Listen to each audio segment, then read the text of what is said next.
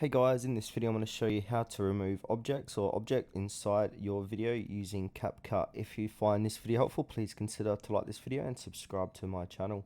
In saying that, let's just jump straight into the video. Okay, so I'm going to open up CapCut, and now this is the video I want to use for this demonstration, and in particular there is this red and white thing on the table. I'm not even sure what this is. Off a full screener, I want to remove this from the desk in my video. So in order to do this, what I'm going to do is drag this video to my timeline, and now this is the video. So yeah, I just want to remove this object from this video. So in order to do this, I'll just go back to the start of the clip, and now I want to copy and paste this clip like so, and then I want to create an overlay. So I want to pop this at the top.